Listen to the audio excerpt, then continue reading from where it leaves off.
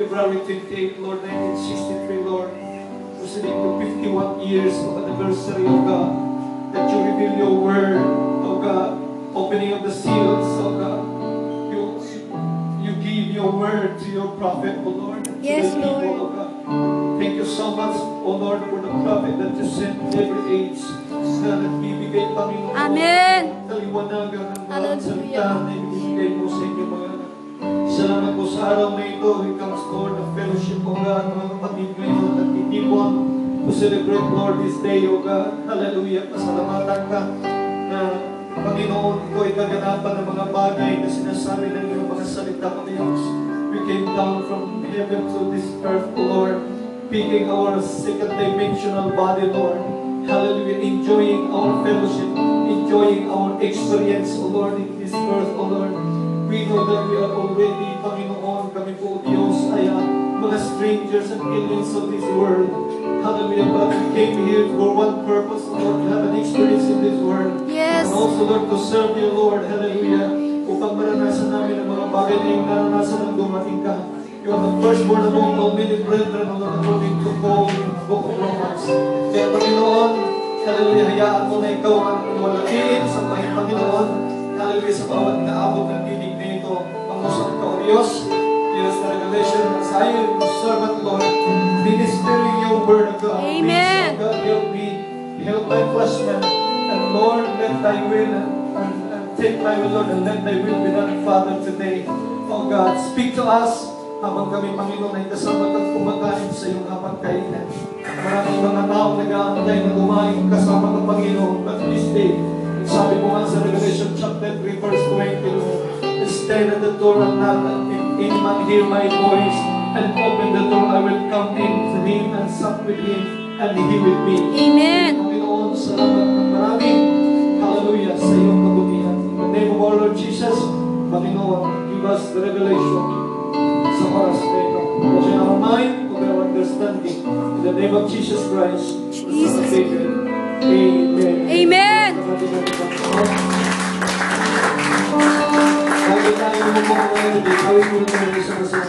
Good morning from the people from the cloud.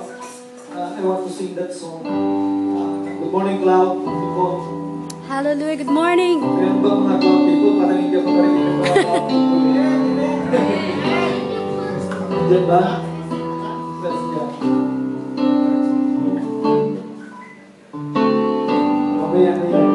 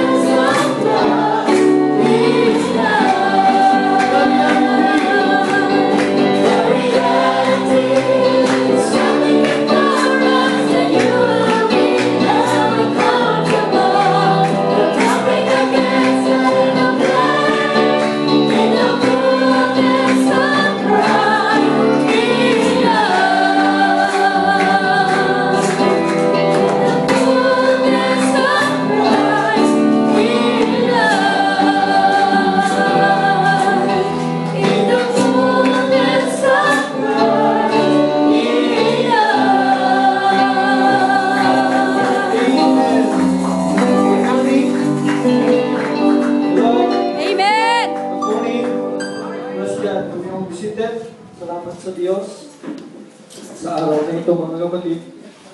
Tayo po ay kasama doon fellowship. So, sa pagbabig natin sa bawat isa, parang first time kong tumayo ngayon dito sa church na to. Amen. Marami ng pagkakataon yung bitawan ni Pastor. Sensya na lagi ako nakakatanggi, pero kanina hindi na talaga ako nakatanggi ng mga kapatid. Habang palabas kami ng motor, siguro napansin niya, hindi ako sumunod, binalikan ako mga kapatid. Sabi ko, hindi tutuloy ako sa inyo, huwag na mag-alala. Didiretso ako. Praise God. Galing po kami sa ministers meeting at napagaganda ho yung resulta ng aming meeting, mga kapatid, ng Diyos ay naglagay sa atin ng mga ministro o mga manggagawa na handang magsabi at mangaral ng buong katotohanan. So, parang hindi ko kilala yung iba sa atin dito. At kung iba siguro, hindi rin ko kilala. So, mas maganda siguro magpakilala muna tayo. Ako po yung iba, kilala ko na, Pastor Lloyd Marpizo. At the Lighthouse Christian Fellowship, Marikina, mga kapatid, Nangka. Kasi dalawang Marikina, isang Marikina Tanyong, at isang Marikina Nangka. So Marikina Nangka po kami, dati po kami baysa. So nalipat po ang church ngayon at great blessings na ginagawa ng Diyos sa church ng Marikina Nangka. So marami po mga new converts doon, mga kapatid, at tinatawag lang ang people from the cloud sa message na to. So, purihin ng Diyos, mga kapatid, just be with me in a few minutes or few hours. Simple lang naman ako mangaral, exit lang din ako mangaral, naman sa atin yung 3 oras. So, Overnight? praise God. Seryoso kayo masyado? Hello? Praise God. Good morning. At ang lahat po magsabi, praise the Lord. Praise the Lord. Natuwa rin ako, kasama natin ang ating mga co-workers dito. Gusto? Ito pala sila, Brother Val. Ito pala mga kasama natin dito sa pagtatrabaho. So, siyempre, kailangan din natin magtrabaho. Mga kapatid, for your health only na Kasi, pag hindi ka magkikilos, parang dahil mong sakit. Right. Sabi ni Brother Ed kanina doon, you eat more. Pag marami daw pinakain mo, marami rin ang kinikilos mo. Right. Dahil pag maraming kinakain mo at itinulog mo, mga kapatid, sigurado, high blood ang inabot. Kaya po rin ng Diyos, nagpapa-introduction lang ako mga kapatid, para makilala ko ang bawat isa. Hallelujah. So, hindi ako magtatagal ng aral mga kapatid. Kasi hindi naman Sunday ngayon. Pag Sunday talagang matagal tayo mangaral, but depende sa dilig ng Holy Ghost. Amen. Be sensitive to the Spirit of God. Ano ba ang sasabihin niya, mga kapatid, ay doon tayo. Ready na tayo makinig sa salita ng Diyos? Amen. Amen. So, purihin ng Panginoon. Praise God. Lagi kong nasa PowerPoint yung Third Testament na yan. Kaya, noong mga young people ngayon sa church ng Marikina ay dumadami. Ang new generation talaga hindi mapigil. So may dumating din nung Martes doon, pagdating ko, pauwi na rin sila. Siya yung leader ng self grouping sa school nila. At yung mga young people na bago doon, dinala talaga nila yung leader nila, may pangako nila sa akin. Gusto ko magkaroon ng one-on-one kami ng leader nila. Then, sister lang pala, nagkaroon na sila ng pag-uusap. Pinahawakan nila yung kanilang pagsiseminar na encounter with God. Encounter. Kaya dito, tayo yung makapagsasabi ng real na encounter with God. Yes. Kasi ang Amen. kanila, they are theory na nagtuturo sila that they have encounter with God, but they are waiting Jesus Christ. Paano mo ma-encounter yung Diyos na parating? So this third coming, this Third Testament believers, sila lamang ang makapagsasabi, mga kapatid, ng tunay na encounter with God. Amen. Dahil mismo tayo, makapagsasabi na tayo ay na-encounter natin ang Diyos ngayon. We see Him face to face. Amen. Many people say, I want to see Him face to face. But we see Him face to face right Amen. now. So, mga kapatid, pag tinanong nila tayo, nasaan si Kristo? Tumingin ka sa akin, tumingin ka sa sarili mo, makikita mo si Kristo. Amen. And pag hindi mo nakita si Kristo sa'yo, hindi mo kailanman ma-encounter ang Panginoon. Purihin ng Diyos, mga kapatid. So, doon tayo sa ating topic. Nag-iisip ko kanina, dahil biglaan yung invitation, papunta kami rito, Lord, give me your message kasi nahirap naman mag-invento ako ng sarili ko minsan. Every time that we stand in this pulpit, we always ask God, and let our word not speak to the congregation of God. Amen. Sabi ng Diyos, Psalms 82, mga kapatid, that God standeth in the congregation of the Almighty, and He judgeth the congregation among the gods. Amen. So, we are gods.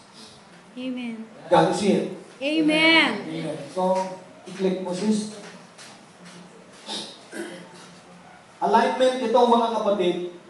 Ang prophet ngayon, nagsisiris na siya ngayon ng new term in this new message. Yung mga terminology ay binabago mga kapatid, ina-align ng gusto ng propeta. Kaya kailangan ma-align ka. Kailangan mag-align ka sa pillars of fire.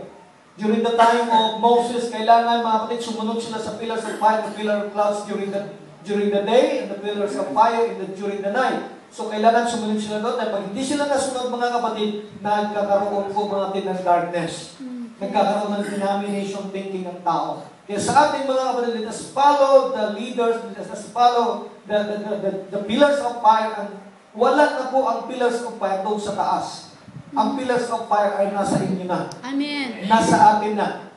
Kaya lamang mga kapatid, merong isang leadership na dapat natin sundan. Mga kapatid, sapagat sinabi man mismo ng Panginoon, mga kapatid, there are so many explanations of those denominations, pastors, even me, dahil nag-aral ako ng theology, graduate po tayo ng Bible School, pagdating sa 7:21-23, that Jesus said, not everyone saith to me, Lord, Lord, shall enter into the kingdom of God, but he that doeth the will of my Father which is in heaven. If we talk about the will of God, kapag pinag-usapan natin ang will ng Diyos, maraming explanation ng mga theologians dyan.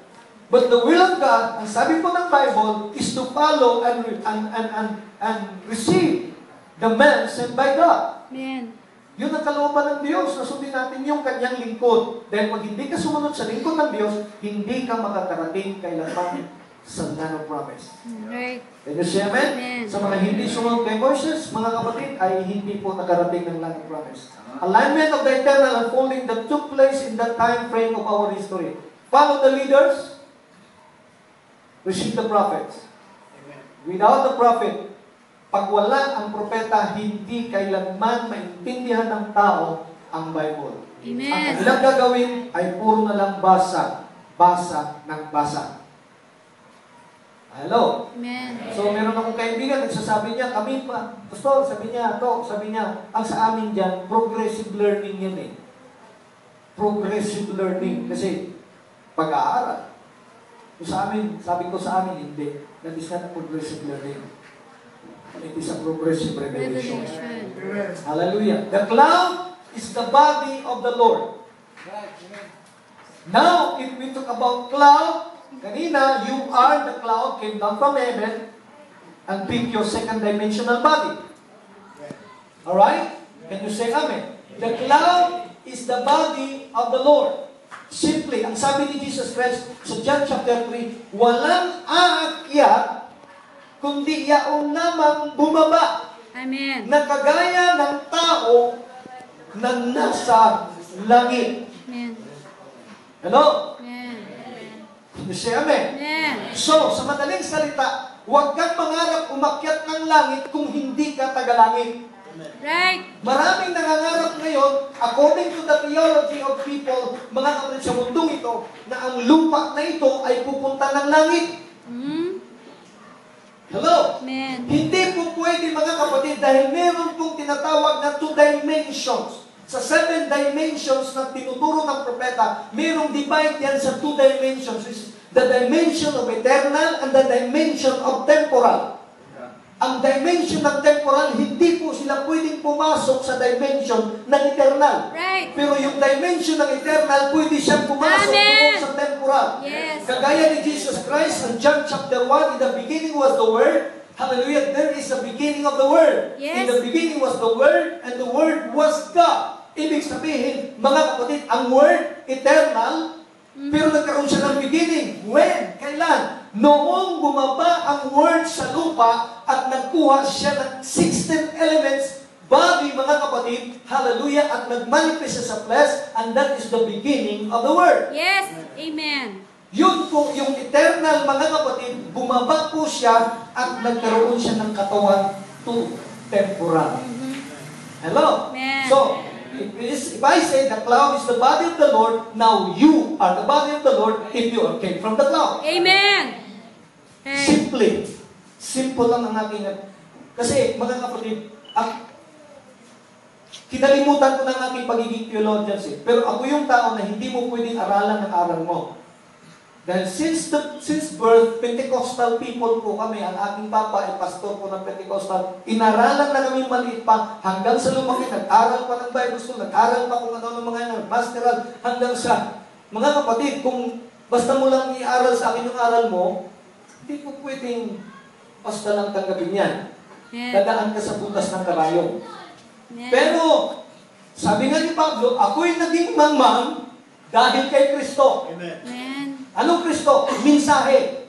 The Word made flesh. John 1:14. Dahil kay Kristo, dahil sa mensahe, naging mangmang ako, mga kapatid. Praise God at salamat at ako'y naging mangmang. Amen. Pero pagdating sa karunungan, sa mundong ito, marami tayong alam. Pero, gawin kang mangmang ng Panginoon ng dahil sa Kanya. Okay. Amen.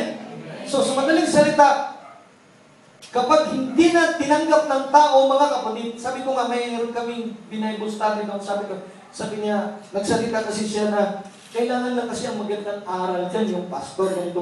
Sabi ko, sis, sa panahon ni Kristo, nung dumating siya, marami ng aral sa mundo. Right. Nang sabi po ng Biblia, sabi doon, mga kapatid, sabi niya, mayroong disipulo na nagsabi, Panginoon, may mga nangangaral dyan na hindi natin kasama.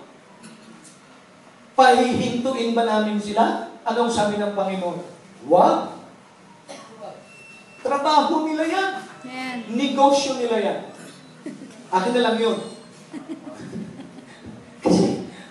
kasi ngayon, ginagawang negosyo ang alam niyo na, Ang religion. religion. Galing tayo doon. Matagal ko ng experience dyan. Pag nasa na higher level ka pa nga ng mga kapatid, magkakaroon ng pag-uusap, magkaroon tayo ng Holy Ghost explosion para makapag-raise tayo ng fund. Okay. Business. Hello. Pero sabi ng Panginoon, ang hindi sa atin ay laban sa atin. Kaya sabi ko, tumbukin ninyo sa inyong pag-aaral ng Biblia na yun talaga ang mensahe ni Kristo sa panahon mo. Amen. Dahil pag natumbok mo, daig mo pa'y nanalo. Right. Pero pag wala kang binhi, kailanman hindi mo matutumbok yun. Yes. The cloud is the body of the Lord, and the cloud portrays and is the intelligence of God, the mind of Christ. Do you believe that you are the mind of Christ? Amen. Sabi ni Paul sa Philippians chapter 2 verse 5, let this mind be in you, which was also in Christ Jesus. You Amen. kailangan magkaroon ka ng mind ni Jesus Christ to understand His Word. Dahil pag wala kang kaisipan ni Kristo, hindi mo maunawaan ang sinasabi ni Kristo na kagaya ng ginagawa ng mga Pariseo. Amen. Amen. Hindi nila kailanman naintindihan ang sinasabi ni Kristo. Tandaan ninyo, ang mga Pariseo ay aral na aral. Meron silang Biblia binubuklat, papyrus, mga script. Mga kapatid, araw-araw silang nagbabasa ng mga sulat ng mga propeta, but yet, they did not understand, hindi nila maunawaan ang sinasabi ni Kristo. Why? Dahil wala silang kaisipan ni Kristo. And if you believe that you are the mind of Christ and you are the intelligence of God, then, naintindihan ninyo ang sinasabi ko. Amen. Dahil si Kristo at ako, isa, at si Kristo at kayo ay isa. Amen. Meron tayong kaisipan ni Kristo. Amen. Sinong walang kaisipan ni Kristo? Kung sabi namin, siya nawala. The cloud is theophany. You know what is theophany? Theo means God in the Greek word. Funny is a body. Ang sabi po ng prophet, sabi ni Brother Don Carmel, mga kapatid, Theo is eternal, funny is temporal. Yes. So, word man equals, word man plus flesh man equals theophany.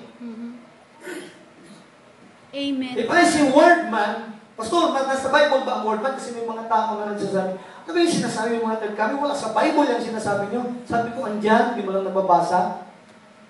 Kung nabasa mo, hindi mo na unawaan. Right.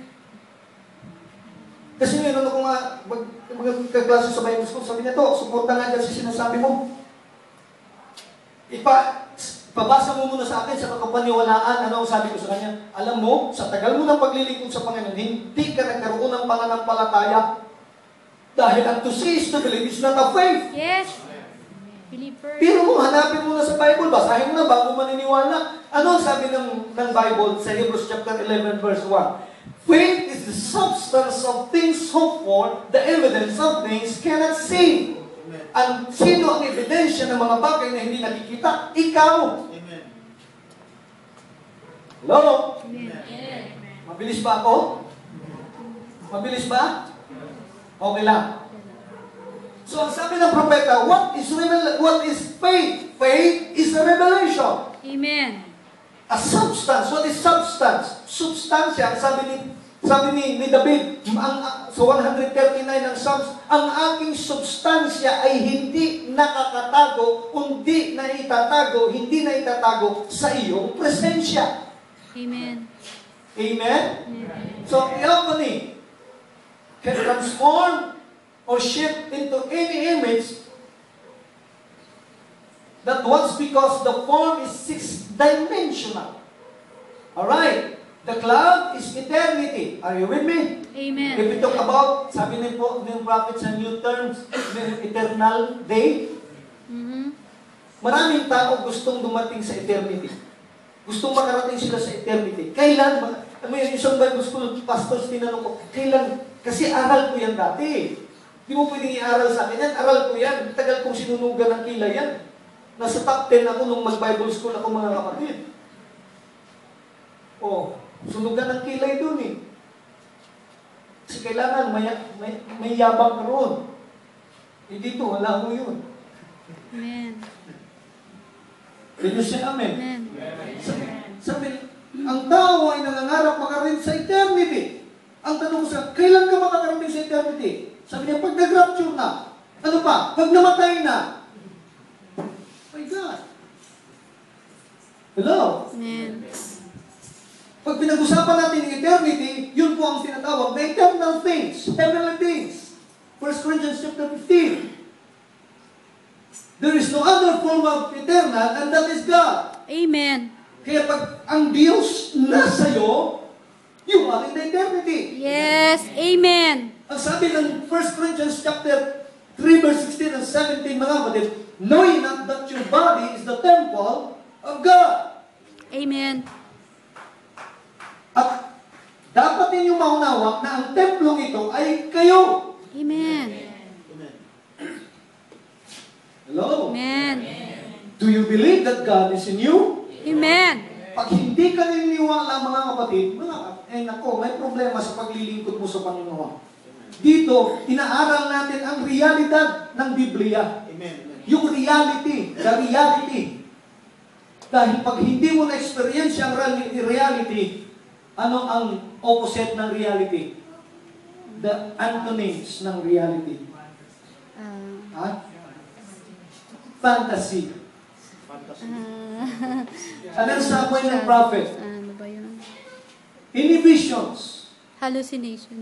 Ang sino mang may visions at walang sumusunod doon sa visions mo, it is hallucination. Right. Nag-hallucinate ka lang na may langit. Right. Gusto kong makarating sa langit kailan? Pag namatay na ako, ang sabi po ng John 3:16, for God so loved the world, maraming nakakaalam ng verse na yan, that He gave His only begotten Son, that whosoever believeth on Him should not perish, but have, intindihin nyo nga yun, but have, I have, eternal life. Meron ka ba? Hello? Amen. Praise God. The cloud is eternal and ruling itself, and you can separate these things and divide them by time elements. It is eternity unfolding outside of time. Do you understand that you have entered the cloud and unfolding your eternity? Eternal part. Time can interrupt it. Not at all. So, dito tayo mga kapatid. Pwede bang i-click mo bago tayo mga?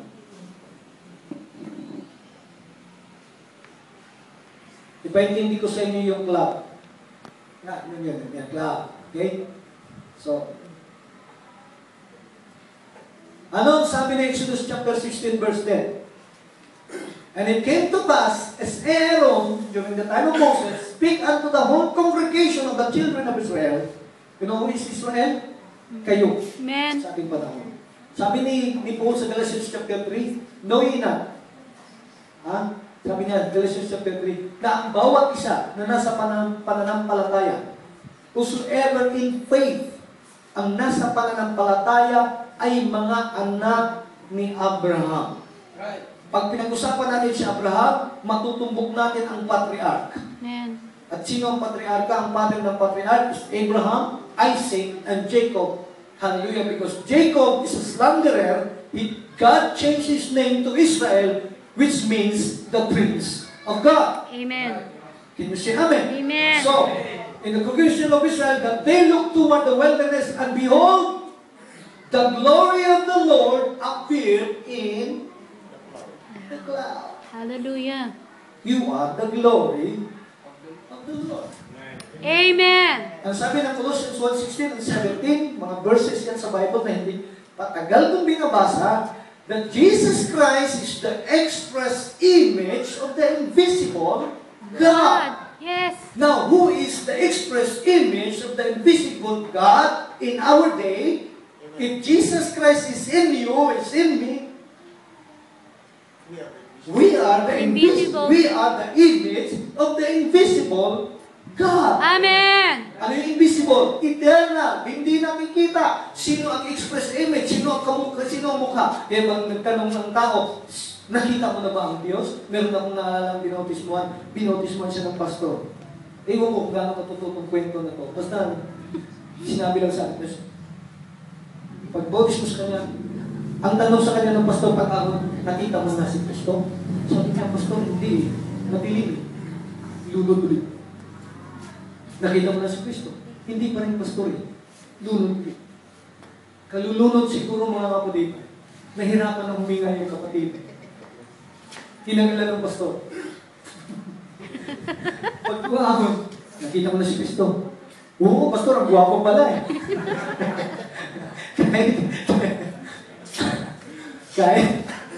kahit hindi nakita na lang.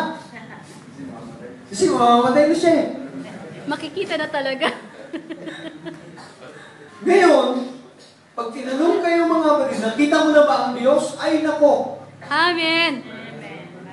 Hallelujah. Harap mo na. Yes. Hindi lang sa akin. Right. Kahit sa inyo, nakikita ko ang The Diyos. body of the Lord. Alam mo kung bakit? May mga sinasabi sa ang Panginoon.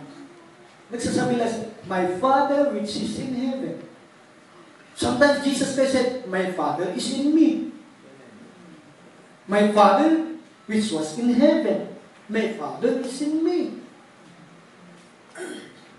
And the Son of Man which is in heaven. Look at that. Ang anak ng tao na nasa langit, pero nagsasalita siya, nasa lupa. Right. Kaya nagtanong ang mga parasyo, kailan ba darating ang kaharian ng Diyos? Hallelujah! Sinasabi nila, darating ang kaharian ng Diyos, bababa siya. Parang galing sa langit, bababa siya. Huwag kang magpatagal, baka matagalan ka. Biro mo, sukatin mo sa Book of Revelation ang kaharian ng langit. Kapag sinukat mo, 3,000 square meter. Kilometer. 3,000 kilometer square. Ibig sabihin, 3,000, 3,000, 3,000, 3,000. From Bigan, Ilocos to Bicol, maabot siya ng almost 1,600 plus kilometer. Ang lawak mo. Ang dami pala mo. Ang bentahin mo ang mananampalataya from the time of Adam until now. Tingnan mo, sa dark ages during the time of Columba, ilan ang pinatay sa pangalan ng Panginoon? 68 million! Right. Can you say amen? Amen. Kapag sinukat mo geographically ang langit, mga kapatid, may hangganan nga ang makapasok sa langit. Pero bakit maraming nangarap makapasok sa langit? Pero sabi ng Panginoon, sabi ng Pariseo, kailan ba parito ang kaharian ng langit? Ang sabi ng Panginoon sa Lucas 17, 20-21, linaw. Hindi ba parito ang kaharian ng langit na makikita ng inyong dalawang mata? Sapagkat ang kaharian ng langit ay nasa inyo. Amen. Right. Sino gusto pumasok sa kaharian ng langit? Ako, pasok na. Amen. Kayo, pasok na? Amen. Pag hindi ka pa nakapasok, mga kapatid, at inaantay mo ang pagbaba, ingat ka, baka madaganan ka. Right. If you are looking at geographical heaven, hindi kailan mangyayari, sinabi na ni Kristo, na paparito na makikita ng dalawang mata. Dahil once na si Kristo ay nasa iyo, Andun na you siya. are In the in heaven. Amen. Next. While he yet spake, behold, a bright cloud overshadowed them, and behold, a voice out of... Saan galing ang tinig? Wow. Narinig mo ba ang tinig ng Diyos? Amen. Meron kaming pinost, Pastor Jess, sa man shall not live by bread alone, but by every word that proceeded out of the preacher. Kuming kagad yung isang theologians. Binabago mo ang salita ng Diyos. Out of the mouth of God, hindi out of the preacher. Ang tanong ko, sino ba ang mouthpiece of God Yes. ngayon? Amen. Sige nga, pumunta ka sa church ninyo, hanapin mo nga ang Diyos doon.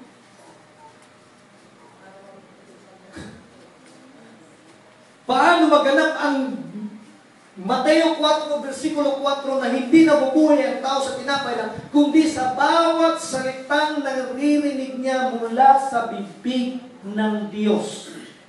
Nasaan ang Diyos? Sino ang bibig ng Diyos? Hallelujah. The voice came out from the cloud, and we are the voice of God, which said, "This is my beloved Son." Amen. If we talk about Son, it is a flesh man. Amen? Amen. Nung sinabi ni Jesus Christ, nag-refer siya sa kanyang katawang lupa. Right. And my Father, ni-refer niya yung Father, the pillars of fire na nasa kanya. Amen. Amen?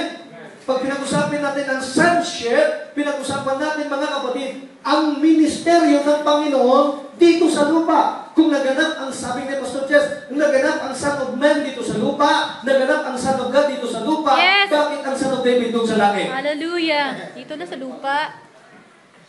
Amen. Kasi yung sabihan, hindi daw pwedeng magsama ang langit at lupa. Pero sa atin, Yes. yes, amen. Lapakan natin ang ating Panginoon. Amen. This is my beloved Son. You are the beloved Son. You are not the appointed Son. Yes. I am not the appointed Son. May mga tao nagsasabi, I am the appointed Son. But I'm sorry to tell you, I am not appointed. Dahil ang appointed, pwedeng alisin. Amen. Ako isang pastor, nag-appoint ako ng musicians. Pag nagkamali ka at hindi mo ginawa ng maayos ang ministry mo, alis ka dyan. That is appointed. Yes. But beloved, iba yun. Amen. In whom I am well pleased. Alam mo ba, pag nakatingin ng Diyos sa iyo, ang Panginoon sa iyo, pag nakatingin ng Diyos sa iyo, tuwang-tuwa siya. Yes. Hello? Ngayon, ang tao mga kapatid, pag may artista,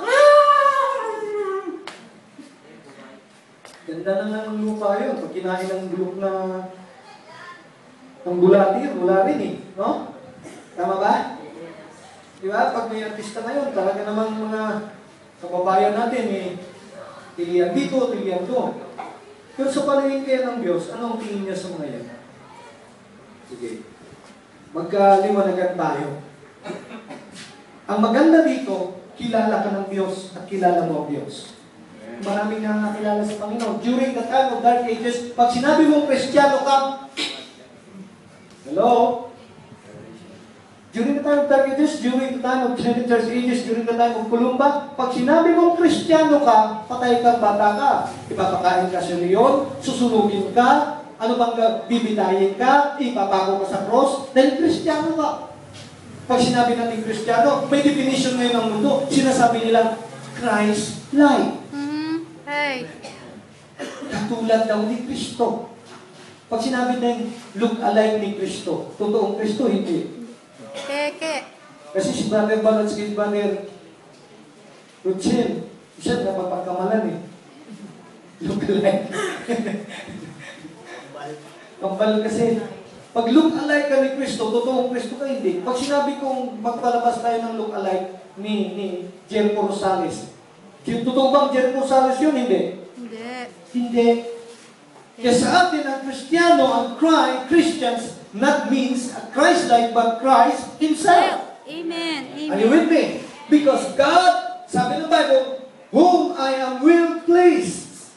Kinasisihan ka ng Diyos. Hear Him. And when the disciples heard it, they fell his face and saw afraid. And Jesus came, touched him, and said, Arise and be not afraid. And when they lifted up their eyes, they saw no man save only Jesus. Amen. Amen. Next.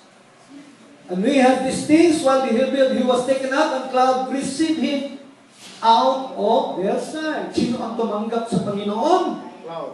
Cloud. Hallelujah. Are you a cloud? Amen. Hindi natin pinag-usapan yung cloud na yan, ha? Kasi iba-ibang klase ang cloud. Ano yan? May alam kayo? Hallelujah. Meron siyang pangalan eh. Iba-iba yan kung pag-aralan ninyo ang science. Right? We are not talking about the cloud. We are talking the eternal and heavenly beings. If I say beings, sabi ng Bible, it's a person. Tao. Tao. Can you say amen? Si Jesus Christ, tao. Kayo rin tao. And the cloud received Him out of their sight. Next. In the book of Revelation 1:7 and 8, behold, He cometh with. Hindi yung cloud na tinutungtungan ng Panginoon na iniisip ng lahat.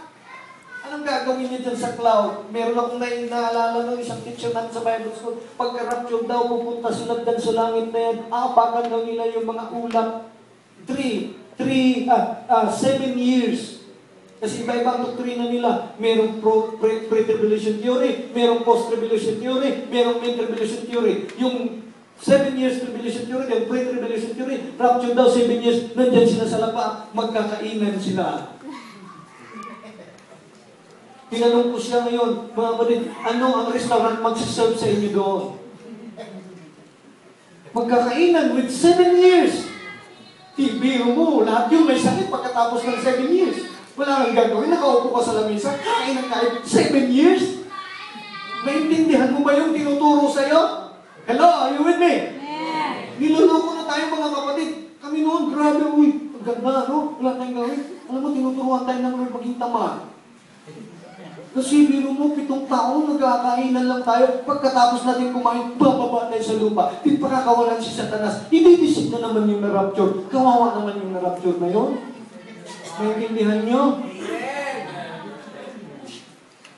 Ha? Biro mo, na-rapture ka na. Pagbaba mo sa lupa, ididisip ka ulit ni Satanas. Madadaya ka ulit. Walang kwentang rapture yun.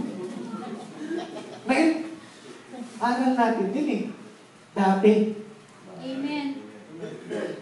ginagawang sequence of events. Ang lahat ng nababasa sa Biblia. Oh, siguro, ang nagsiserve, naalala mo yung advertise ng Coca-Cola? Isang mahabang lamesa? Naalala niyo yung advertise na yun? Sabi ko, tanong ko yung isang pastor na dinami, saan sila dudumi? Doon sa wala kang CR doon. Hello, ginigising ko lang kayo sa katotohanan. Masakit man pakinggan ng mga nakarinig sa atin sa labas. Ito ang totoo. Amen. Nadaya na tayo matagal na panahon. Salamat na lang at nakalabas ako. Can you say amen? Hallelujah. Balik tayo doon sa sis. Doon sa ano kanina yung isa pa yung alignment.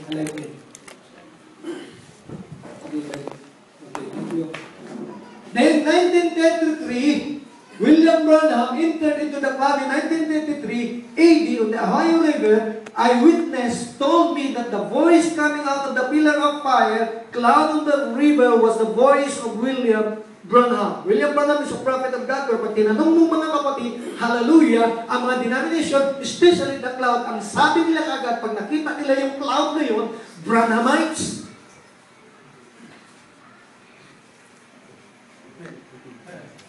Right. Servitude. Ano pa? Kulto. Kulto. Are you with me? Naintindihan nyo? Huwag kayong magtanong sa labas. Kasiraan ang maririnig ninyo. Magtanong kayo kanino? Sa Diyos. Amen. Dahil sasaysayin niya ang mga bagay na yan.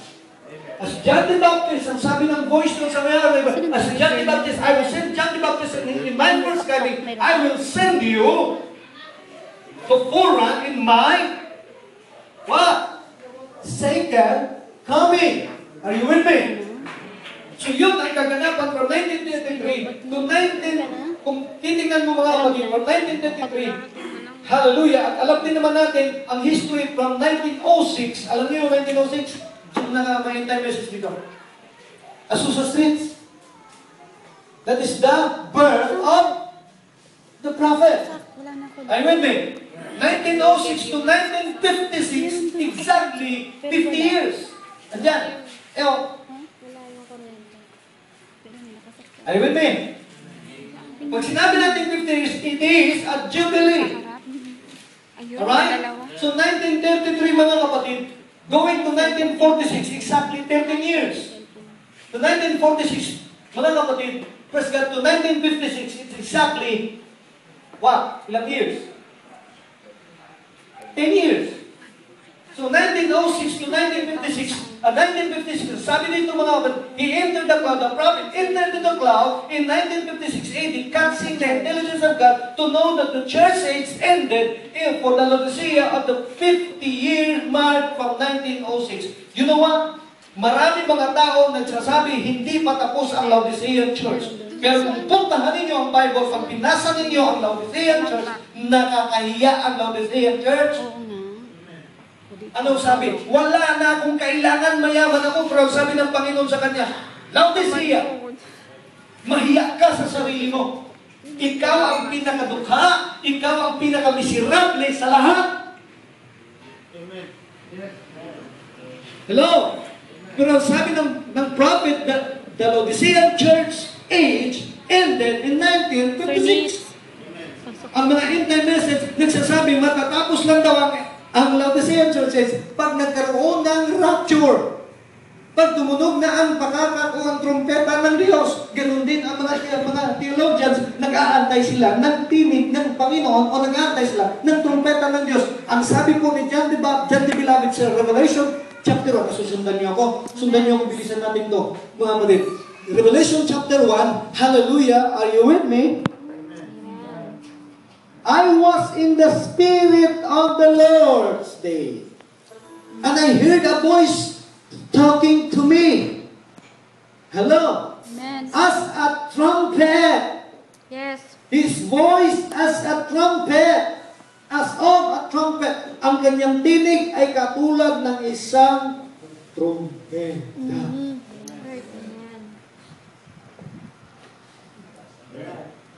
Ang tao nag-aantay ng isang malaking trumpeta. Meron nga akong nakausap, meron daw nakalatag dyan yung napakalaking trumpeta. At nandoon na yung napakalaking anghel, ready to ihip na. Sabi ko, ang tagal naman.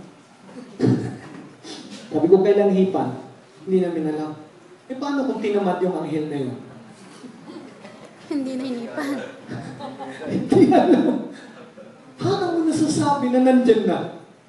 Hindi, nakikita na kasi sabi ng Panginoon, pag nakita ninyo ang lahat ng ito, ang sabi ng bukublok, angat ninyo ang inyong mga paningin sapagkat ang inyong kaligtasan ay malapit, Malapit na. Ano malapit na? Malapit ng hiban? Can you say amen? Amen. Kailan hiban? Di ko alam. Kailan darating ang Panginoon drawing na? Sabi, malapit na. Kailan? Di ko alam. Bakit sabi mo, di ko alam? Anong nangyayari? Ba't hindi mo alam? Can you say amen? Can you say amen? Amen. Ako tanungin mo. Alam ko. Alam ko. Amen. Gusto mo araw, pensa, buwan, taon? Sabihin ko sa'yo. Amen. Can you say amen? Amen. So the Laodicean church is ended in 1956. Tandaan ninyo yan. Dahil mga end-time message, hindi pa natatapos ang Laodicea. Kaya na, ano ang ginagawa? Alam mo ba ang sabi ng Panginoon sa Laodicea? Hindi ka mainit, hindi ka malamig. Ano ang gagawin ng Panginoon sa kanya? Idudura kita. Amen. Isusuka kita. Like. Kasi hindi ka mainit, hindi ka malamig. Malahilinga ka. Baho mo.